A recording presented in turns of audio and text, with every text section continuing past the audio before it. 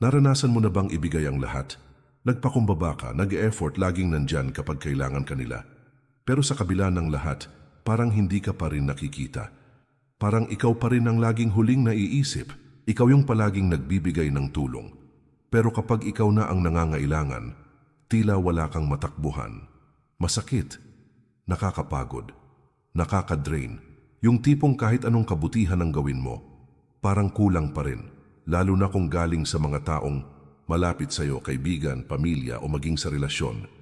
Pero alam mo, may isang mahalagang paalala mula sa Stoic philosophy. Hindi natin hawak ang pananaw ng ibang tao.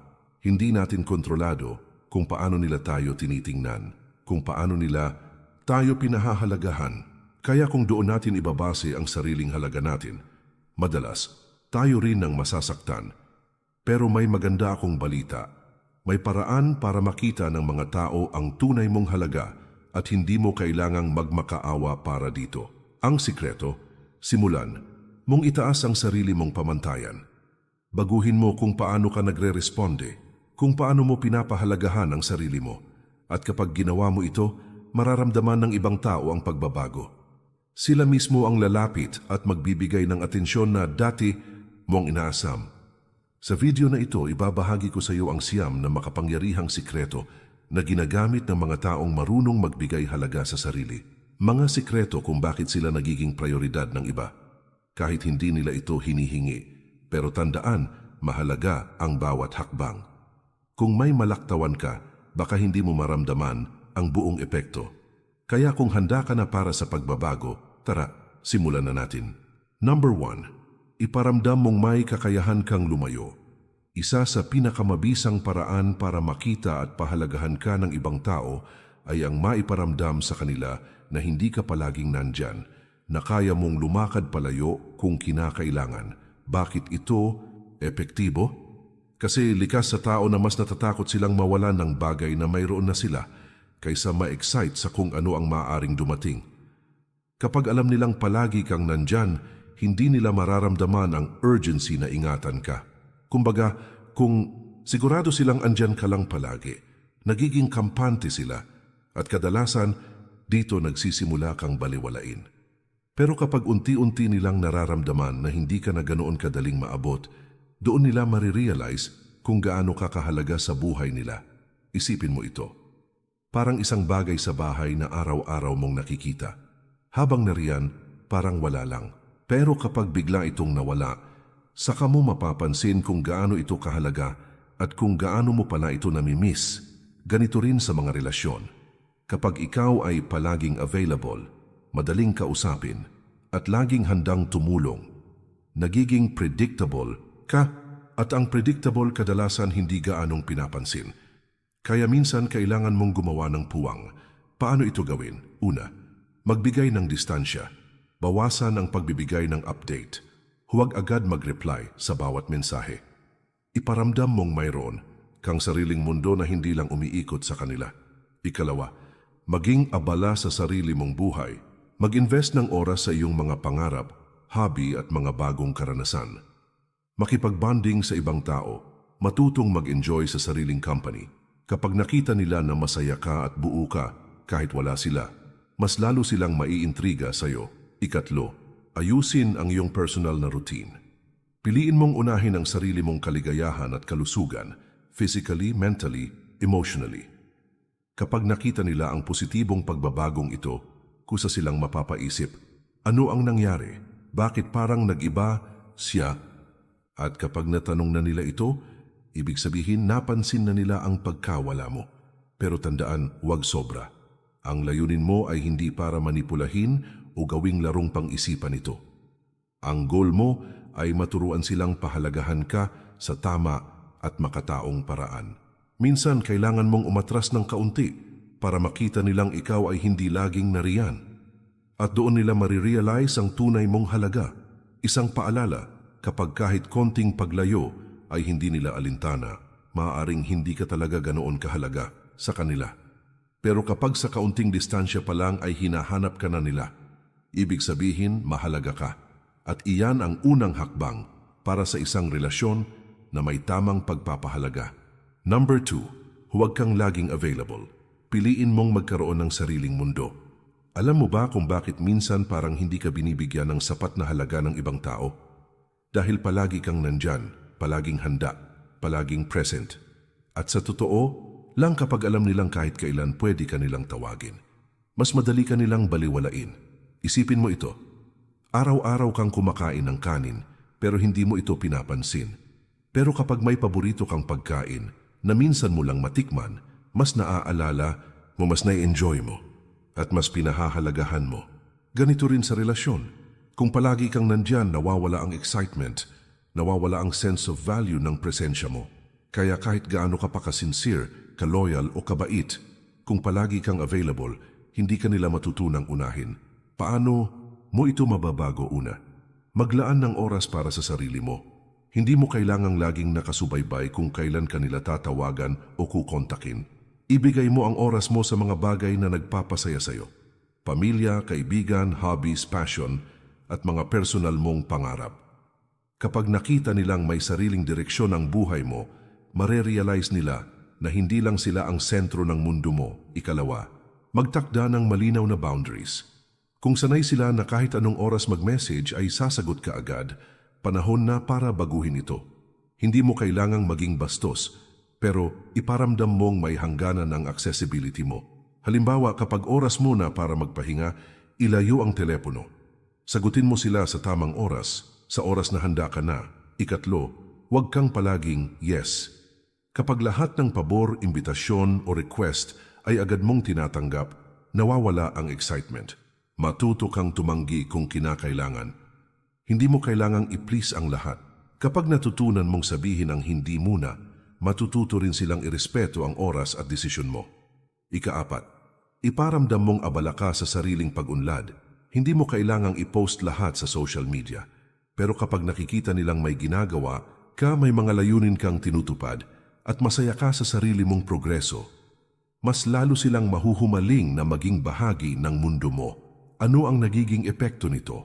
Kapag hindi ka laging available, nagkakaroon ng tinatawag na healthy mystery. Ipinapakita mong may halaga ka, may sariling buhay, at hindi mo kinakailangang umikot sa kanila para maging masaya. At dito nila marirealize, hindi ko siya pwedeng balewalain. Sabi nga sa Stoic philosophy, unahin mong igalang ang sarili mong oras at kapakanan. Hindi ito pagiging makasarili. Ito ay anyo ng self-respect. At kapag nakikita ng iba na iginagalang mo ang sarili mo, mas madali ka nilang igagalang. At mula sa respeto, kusang susunod ang pagiging prioridad. Hindi dahil palagi kang available, kundi dahil pinili nilang unahin ka. Number 3, panatilihin ang kaunting misteryo. Kung gusto mong manatiling interesting sa mata ng iba, may isang simpleng sikreto. Huwag mong ibigay ang lahat, agad-agad. Bakit? Dahil likas sa tao ang pagiging curious. Mas naa-attract tayo sa mga bagay na may halong hiwaga. Kapag alam na agad ang buong kwento, nawawala ang excitement. Pero kung may kaunting bahagi sa iyo na hindi nila agad naaabot, nagiging mas intriguing ka sa kanila. Ang sikreto, mag-iwan ng tanong sa isip nila. Una, huwag kang maging open book kaagad. Kapag may bagong taong pumapasok sa buhay mo, hindi mo kailangang ilahad-lahat ng detalye. Mula sa kabataan mo, mga pinagdaanang trauma o buong love story mo, magbahagi lang ng sapat para maging komportable ang usapan, pero hindi lahat-lahat. Ikalawa, sagutin ng simple pero may lalim. Halimbawa, kapag tinanong kung anong ginagawa mo sa free time, pwede mong sabihin, minsan nagbabasa ako, minsan sumusulat. Kailangan ko rin kasi ng mga tahimik na sandali paminsan-minsan. Hindi mo sinabi lahat pero nagbigay ka ng pahiwatig na malalim kang tao. Doon magsisimula ang curiosity. Anong binabasa mo, anong sinusulat mo? Mission accomplished. Ikatlo, iwasan ang oversharing sa social media. Kung bawat galaw mo ay nakapost, mula sa kinain mong almusal hanggang sa bawat emosyon mo sa araw, nawawala ang misteryo. Hindi mo kailangang isapubliko lahat ng nangyayari sa'yo. Maging selective. Piliin kung ano lang ang dapat mong ibahagi. Ikaapat, mag-iwan ng cliffhanger. Parang teleserye na bitin palagi ang eksena. Kapag kulang ang kwento, mas hinihintay ng tao ang susunod. Ganon din sa personal na usapan, huwag ubusin lahat ng kwento sa unang pag-uusap. Iwanan mo ng kaunting next time para may dahilan silang hanapin ka ulit. Ano ang nagiging epekto nito? Kapag may kaunting misteryo sa'yo, mas tumitibay ang interes ng mga tao. Hindi dahil nagsisinungaling ka o nagtatago ng mahahalagang bagay, kundi dahil marunong kang protektahan ang sarili mong mundo. At ang mga taong marunong mag-ingat sa sarili nilang kwento, mas pinahahalagahan, mas ginagalang, at mas inaasam ng iba na makilala pa ng mas malalim. Sa Stoic philosophy, tinatawag nila itong inner fortress. Ito ang ideya na hindi lahat ng nasa puso at isip mo ay dapat mong ipakita sa mundo. May mga bahagi ng pagkatao natin na dapat manatili sa loob dahil dito nanggagaling ang dignidad, kumpiyansa sa sarili at lakas ng loob. At kapag nakita ito ng iba, mas lalo kanilang nirerespeto, hindi dahil marami kang sinasabi, kundi dahil alam mong hindi lahat ng bagay dapat isiwalat. Number 4, hayaan mong sila ang mag-invest sa'yo. Isa sa mga hindi kadalasang napapansin ng marami ay ito. Mas pinapahalagahan natin ang mga bagay na pinaglaanan natin ng oras, effort at emosyon. Kung gusto mong unahin ka ng ibang tao, hindi ibig sabihin ay ikaw palagi ang kailangang magbigay, mag-adjust at magsakripisyo. Minsan ang tunay na sikreto ay hayaan mong sila ang magsimulang mag-invest sa'yo. Bakit ito epektibo? Dahil kapag may effort silang inilaan para sa'yo, kusa silang nakakabit sa'yo. Hindi dahil sinabi mong mahalaga ako, kundi dahil naranasan nila mismo kung paano ka unti-unting naging mahalaga sa kanila sa pamamagitan ng sariling aksyon nila. Paano ito gawin sa tamang paraan? Una, bigyan sila ng pagkakataong tumulong. Kapag may alok silang tulong, huwag mo agad tanggihan. Minsan sa simpleng pagsang-ayon at pagtanaw ng pasasalamat, salamat, malaking tulong yan. Napaparamdam mong may silbi sila sa buhay mo. Ang pakiramdam na may naiaambag sila ay nagpapalalim ng koneksyon. Ikalawa, huwag laging ikaw ang gumagawa ng paraan. Kung ikaw palagi ang nag-a-adjust, nag-o-organize at gumagawa ng effort, ikaw lang ang nag-i-invest. Subukan mong umatras ng kaunti at obserbahan kung sila ba ay kusang gagalaw para sa'yo. Makikita mo kung sino ang handang magbigay din ng effort. Ikatlo, ipakita mong may halaga ang oras mo. Kapag may lakad kayo at palaging late sila o basta-basta na lang nagkakansela, huwag mong hayaang maging normal ito. Sabihin mong abala ka rin at mahalaga ang oras mo. Kapag nakita nilang hindi ka madaling bitawan ng oras mo, mas iingatan nila ang pakikitungo sa'yo. Ika-4, huwag mo silang gawing VIP agad. Kung bagong kakilala pa lang kayo, huwag mong ibigay agad ang lahat ng priority at atensyon. Hayaan mong maramdaman nila na may kailangan din silang gawin para mapalapit sa'yo. Ang bagay na madaling makuha, madaling i-take for granted. Pero ang bagay na pinaghirapan nilang makuha, mas pinapahalagahan nila. Isang paalala mula sa Shin Stoic State. Hindi natin kontrolado ang damdamin ng ibang tao. Pero kontrolado natin kung paano natin tinuturuan silang itrato tayo. At kapag natutunan nilang may effort silang kailangang ibigay para sa'yo, doon nila marirealize ang tunay mong halaga. Pero tandaan, hindi ito tungkol sa pagiging demanding o parang may utang na loob sila sa'yo. Ito ay tungkol sa balanse. Magbigay ka rin ng effort, pero siguraduhing mutual ito. Habang sila ay kusang nagbibigay, saka mo rin sila bigyan ng mas malalim na access sa'yo. Ano ang nagiging epekto nito? Kapag may personal silang investment sa relasyon ninyo, mas nagiging committed sila. Mas ayaw nilang basta-basta mawala ang isang bagay na pinaghirapan nilang buuin. At kapag naramdaman nila ito, kusa nilang pipiliing unahin ka, hindi dahil nagpumilit ka, kundi dahil pinili ka nila ng buong loob. Number 5, unahin ang sariling pangangailangan. Hindi ito selfish, ito'y self-respect. Maraming tao ang natatakot unahin ang sarili nila dahil baka isipin ng iba na sila'y makasarili. Pero ayon sa Stoic philosophy, ang totoong respeto ng iba ay nagsisimula sa respeto mo sa sarili mo. Kung gusto mong maging priority ng ibang tao, kailangan ikaw mismo alam mong ikaw rin ay mahalaga. Bakit ito mahalaga? Dahil kung lagi mong inuuna ang iba kahit pagod ka na, Kahit hindi ka na masaya, kahit nasasaktan ka, ikaw ang nauubos. At ang mas masakit, kahit ganun na ang binibigay mo, minsan hindi ka pa rin nila pinapahalagahan. Hindi dahil masama sila, kundi dahil ikaw mismo ang nagtuturo kung paano kanila dapat tratuhin. Paano ito gawin? Una, magtakda ng personal standards. Alamin mo kung ano ang deserve mong pagmamahal, respeto at pagtrato. Kung ramdam mong ginagamit ka, hindi ka tinatrato ng tama o hindi ka binibigyan ng sapat na halaga, huwag mo na ipilit ang sarili mo. Hindi lahat ng tao ay karapat-dapat manatili sa buhay mo. Ikalawa, piliin ang tamang mga tao sa paligid mo. Kung patuloy mong pilit na kinakalabit ang mga taong walang pakialam, ikaw lang ang mapapagod. Ilipat mo ang enerhiya mo sa mga taong totoo, tapat, at kayang makita ang tunay mong halaga. Mas kaunti man sila, mas buo naman ang pagmamahal na mararamdaman mo. Ikatlo, mag-invest sa sarili mong pag-unlad. Alagaan mo ang iyong mental health, physical health at personal growth. Mag-aral, magpahinga, magdasal, mag-reflect, mag-ehersisyo. Kapag mas buo ka, mas ramdam ng tao ang lakas at kumpiyansa mo. At ang taong buo sa sarili, hindi madaling baliwalain. Ika-apat, huwag mong hintaying maubos ka muna bago ka magpahinga. Marami ang nagbibigay ng nagbibigay, hanggang sa wala nang natitira para sa sarili nila. At madalas kapag naubos ka na, sila pa ang unang aalis. Kaya bago mo ibigay ang buong puso mo, siguraduhin mong may natitira ka rin para sa sarili mo tulad ng sabi ni Epictetus. Hindi mo kontrolado kung paano ka tratuhin ng iba, pero kontrolado mo kung ano ang tinatanggap mo mula sa kanila. Kung ayaw mong tratuhin ng masama, huwag mo itong payagan. Kung gusto mong pahalagahan ka, ipakita mo kung paano mo pinapahalagahan ang sarili mo. Ano ang epekto nito? Kapag nakita ng tao na kaya mong tumayo para sa sarili mo, kaya mong tumanggi, kaya mong pumili ng tama, mas nire-respeto ka nila.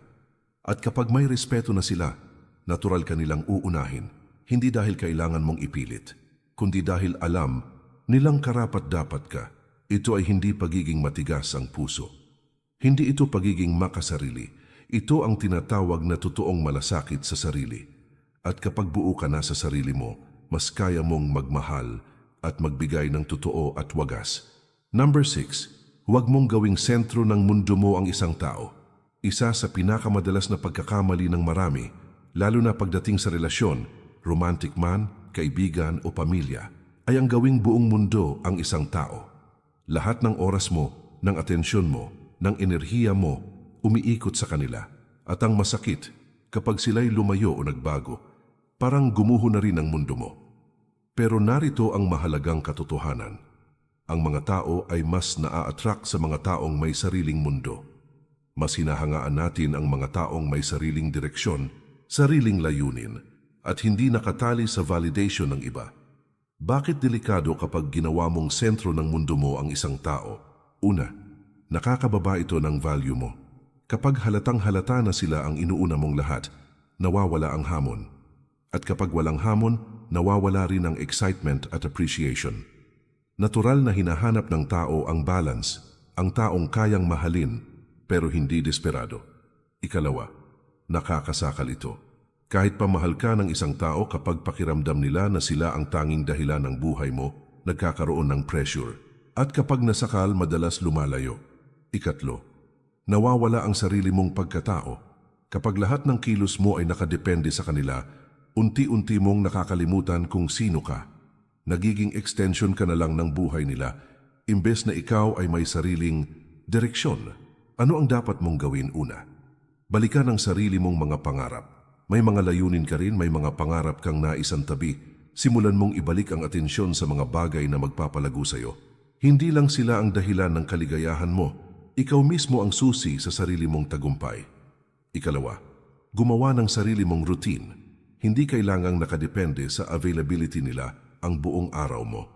Mag-set ka ng oras para sa pag-aaral, pag-eehersisyo, pahinga at personal na pag-unlad. Mas lumalalim ang respeto ng tao sa isang taong may sariling sistema. Ikatlo, alagaan ang iba mo pang relasyon. Huwag mong kalimutan ang pamilya, kaibigan at mentors mo. Minsan kasi, sa sobrang focus natin sa iisang tao, Nalilimutan natin ang iba pang nagbibigay ng pagmamahal at suporta. Kapag nawala ang sentro ng mundo mo, may iba ka pa ring masasandalan. Sabi nga ni Marcus Aurelius, ang kalidad ng buhay mo ay nakabase sa kalidad ng iniisip at pinapahalagahan mo. Kung iisa lang ang laman ng isip at mundo mo, nawawala ang kabuuan ng pagkatao mo. Ano ang nagiging epekto nito?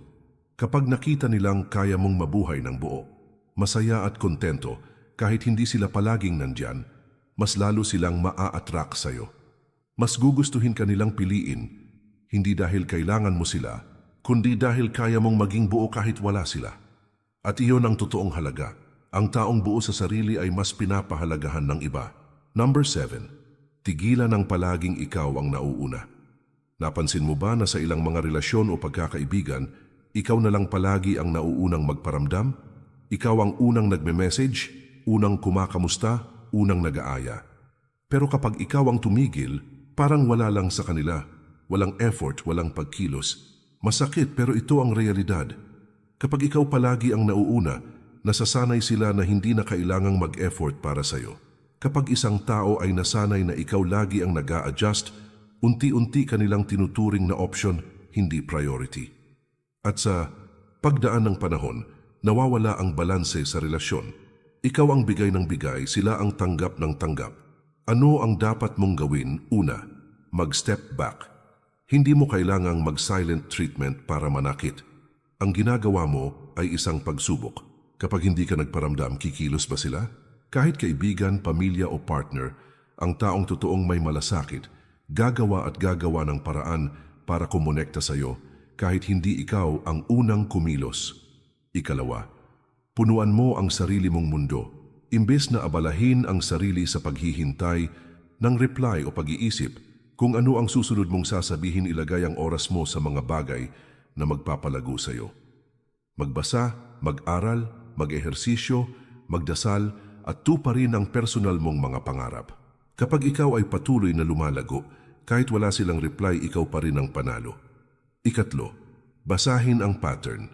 Minsan may pagkakataong talagang busy lang sila, pero kung paulit-ulit na ikaw lang ang gumagawa ng paraan para buhayin ang koneksyon, ninyo tanungin mo ang sarili mo. Bakit ako nagpupumilit sa mga taong hindi naglalaan ng parehong effort? Sabi nga ng Stoic Wisdom, hindi natin hawak ang kilos ng iba, pero kontrolado natin ang sarili nating tugon. Kung palagi kang humahabol sa mga taong hindi nagpapakita ng tunay na effort, unti-unti mong inuubos ang sarili mong emosyonal na enerhiya. At minsan ang katahimikan ay mas makapangyarihan kaysa sa anumang mensahe. Sa pananahimik makikita mo kung sino ang may gustong manatili sa buhay mo at kung sino ang handang mawala. Ano ang nagiging epekto nito? Kapag natuto kang umatras at hindi na palaging ikaw ang nauuna, magsisimula silang mag-isip, nasaan siya? Bakit hindi na siya nagmemensahe? Hindi na ba siya interesado?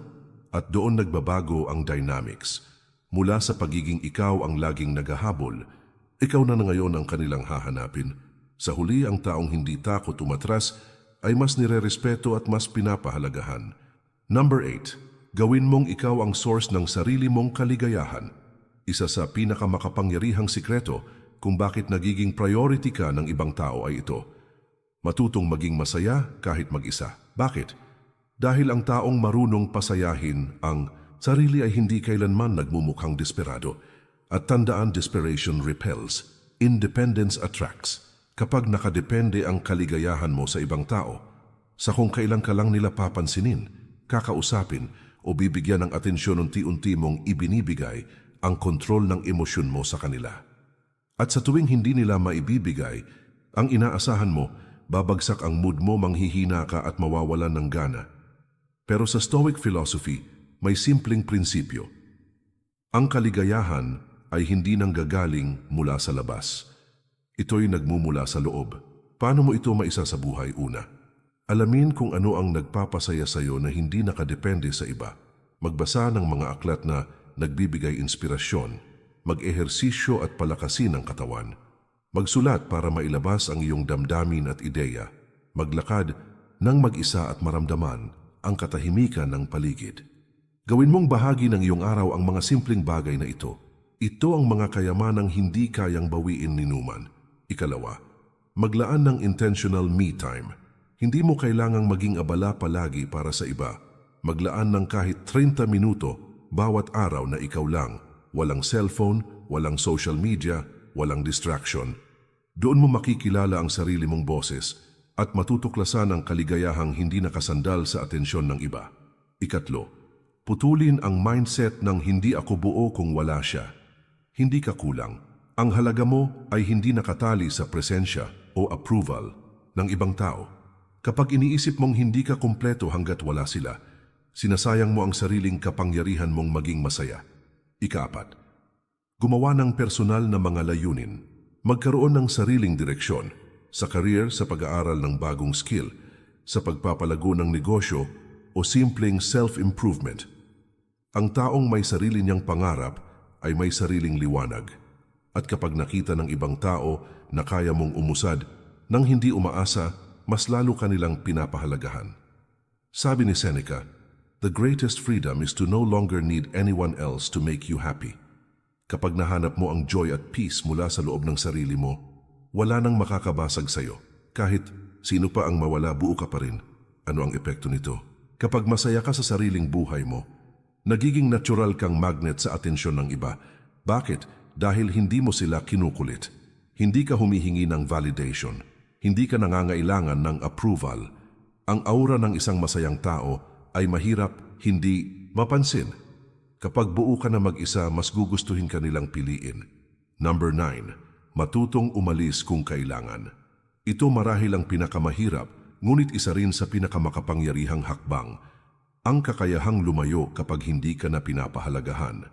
Maraming tao ang nananatili sa mga relasyon o koneksyon na matagal nang wala ang respeto, pagmamahal at pagkalinga.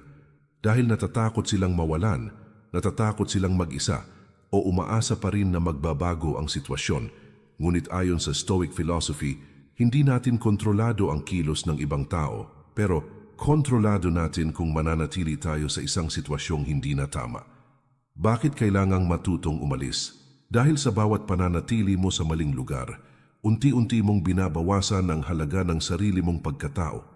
Dahil walang sino man ang kayang turuan ng ibang tao kung paano ka pahalagahan kung ikaw mismo ay handang tiisin ang pagwawalang bahala. Dahil hindi mo maipaglalaban ang pagmamahal na hindi nila handang ibigay. Paano aalis ng may dignidad at lakas? Una, harapin ang katotohanan. Tanungin ang